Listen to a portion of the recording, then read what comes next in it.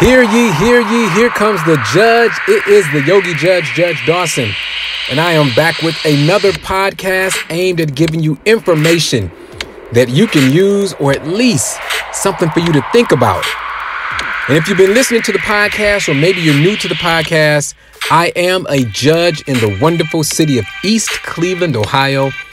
I've been on the bench for 9 years, and I do these podcasts separate from my courtroom because these are all about leadership, lessons, and things you can learn from the situations that I've experienced or that I've witnessed in my courtroom.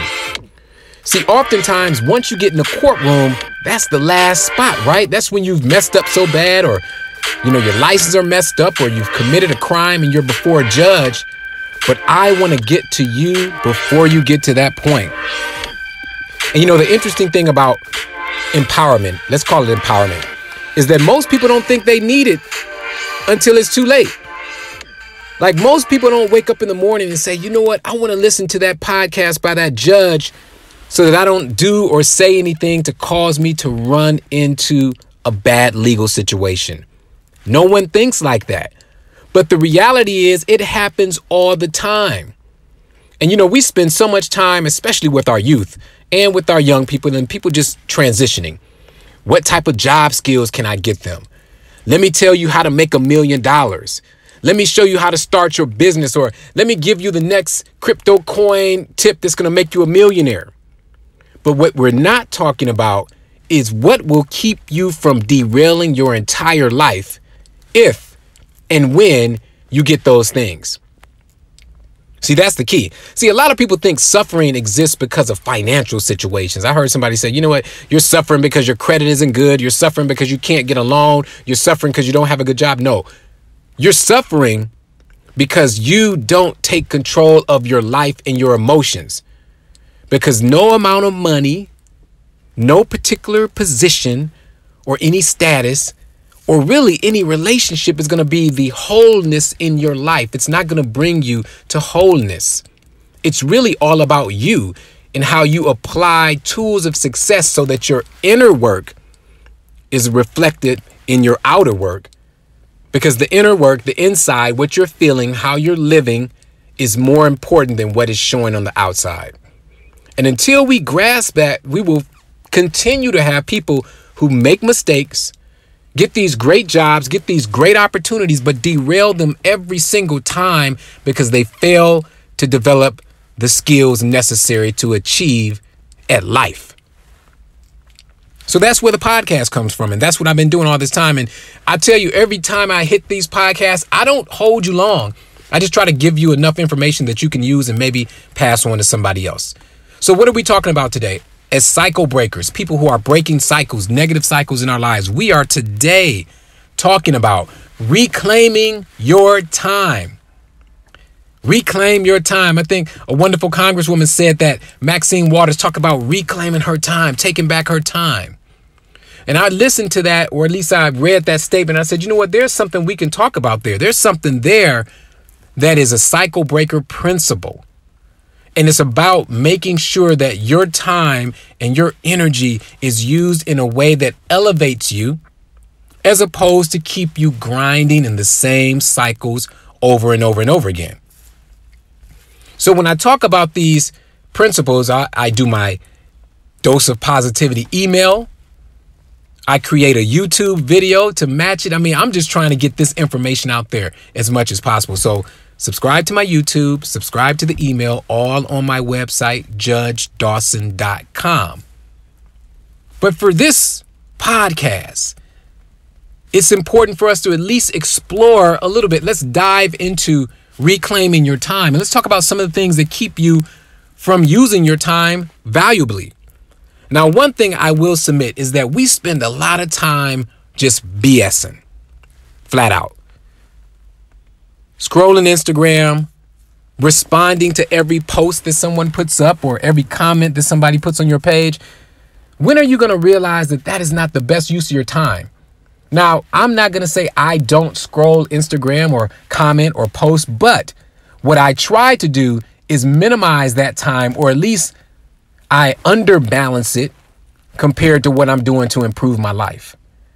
So I try to make sure that I'm reading more, that I'm listening to podcasts more, that I'm developing my business strategy, or I'm trying to figure out how to be a great judge more than I am on Instagram. So the first principle to keep in mind is don't spend a lot of time scrolling and monitoring and watching other people, because there's an extension to that. See, we love to watch. We're watchers. Maybe that's why God gave us eyes. But, we love to watch people and watch their success. But you can get to that same level, but you have to sacrifice and you have to reclaim your time. What's another way that we waste our time? We waste it when we are arguing and being angry with someone. That is a waste of time because, ladies and gentlemen, life is way too short to spend it debating, arguing, or being mad at someone. First of all, it's a waste of your energy. But then second of all, why are we so willing to cancel the culture or burn bridges? Now, it's one thing to be wronged by somebody and try to figure out, okay, how am I going to deal with this person now in a way that I am safe and that they are safe and that we're not damaging each other? That's one thing. But then there's a whole nother level to it when you are saying, you know what, I'm going to spend my energy avoiding this person. I'm going to spend energy being mad at this person. That is a waste of your time. So I'm telling you, reclaim your time, settle those scores, reconcile those situations that can be reconciled. And if you need to keep your distance, that's fine. But at least you've taken away that black hole of negativity that exists. And then I'll leave you with one final way that you can reclaim your time. And that's the most important way, is to realize and recognize that your time is valuable because your time equals your life. Flat out. When your time is up, your time is up. So with that realization, why are we so willing to waste our time on things that don't matter? Let me tell you where I am right now. As a judge, as a speaker, a yoga teacher, and all these other things, I am all about legacy. I am all about trying to leave a legacy for at least my children, maybe many more people. But I want to leave a legacy of positivity. I want the world to say, you know what? This young man, Judge Dawson, contributed something to this world when he left it. And I can't do that if I'm wasting my time. And I submit that you have the same opportunity to leave a legacy of power, or at least of positivity, if to no other people but your family. So instead of wasting time, spend more time with your family. Instead of wasting time, start that business. Instead of wasting time, perform excellently on your job so that other opportunities can open up for you. So, ladies and gentlemen, that's my message for you today. I want you to reclaim your time.